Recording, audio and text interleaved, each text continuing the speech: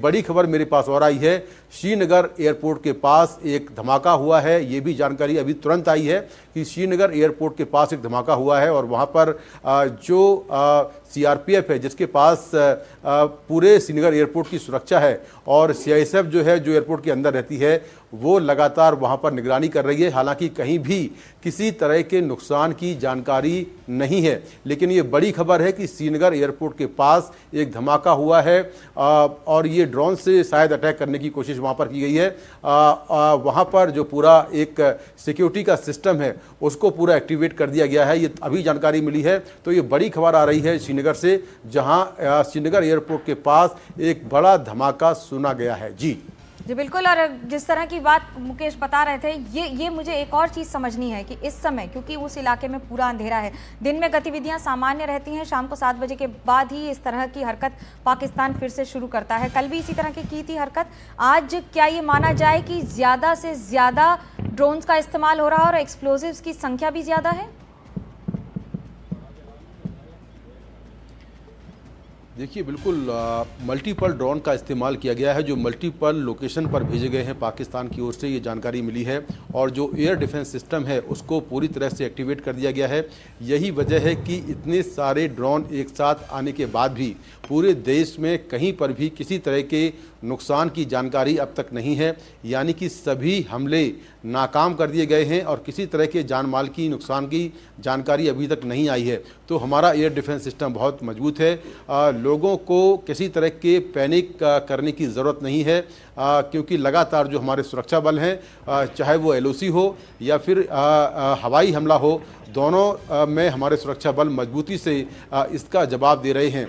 तकनीकी तौर पर हम पाकिस्तान से बहुत मजबूत हैं। हमारे पास जो एयर डिफेंस सिस्टम है वो काफ़ी मजबूत है। और एलओसी पर जो फायरिंग हो रही है, जो अभी जानकारी मिली है कि उरी सेक्टर में, कुपवाड़ा सेक्टर में, अखनूर में, राजौरी में, नौगाम में, नौशेरा में, इन तमाम जगहों पर जो पाकिस्तानी सेना है वो काफ़ी हैवी फायरिंग कर रही है, जिसका भारतीय सेना मजबूती से जवाब दे रही है।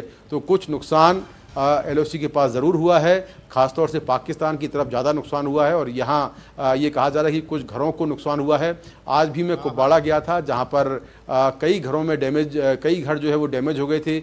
उरी में 7 से 8 लोग घायल थे, जिसमें मैंने कई लोगों से बात की है। एक महिला की भी मौत हो गई थी। तो पाकिस्तान लगातार जो सिविलियंस इलाके हैं उनको टारगेट कर रहा है, ये लगातार देखने में शामिल देखने में आ रहा है। तो बात है ना हमने जो कि भारत जब हमला करता है तो आतंकवाद के अड्डों पर, आतंकवाद के ठिकानों पर एड्रेस देकर, बताकर, नुकसान की तस्वीरें दिखाकर करता है। लेकिन पाकिस्तान तो ऐसा नहीं करता है। और पाकिस्तान ये बखूबी जानता है कि वो सेना से नहीं लड़ पाएगा, इसलिए आम नागरिकों को या फिर ऐसे इलाकों पर जहां पर लोग रहते हों, उनको आक्रामक तौर पर परेशान करने की तो कोशिश है ये। और क्या आप इसको समझते हैं, इस बात को, कि ये कल और आज जो हुआ, अगले 24 घंटे के लिए भी इसी तरह से एहतियातन रखना होगा सबको, खासतौर से जम्मू कश्मीर और सीमावर्ती इलाकों में?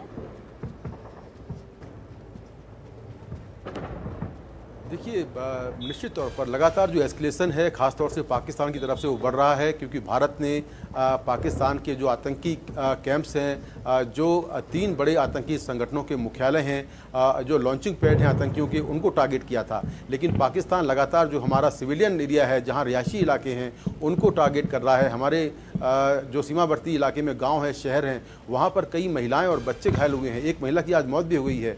तो निश्चित तौर पर जिस तरह से एस्केलेशन बढ़ रहा है, ऐसा लगता है कि कहीं ना कहीं ये मामला अभी आगे जाएगा। और जो लोग सीमावर्ती इलाकों में रहते हैं, खासतौर से जो गांव और शहर हैं, उनको अब सुरक्षित ठिकानों पर पहुंचाया जा रहा है। लोगों से ये कहा जा रहा है कि अगर वो बंकर में हैं तो बंकर में रहें, घर में रहें, बाहर ना निकलें। और जहां पर ज़्यादा फायरिंग हो रही है, वहां से लोगों को हटाकर निचले इलाकों में लाया जा रहा है, क्योंकि हाइट पर जो एलओसी का इलाका है वो काफ़ी हाइट पर है।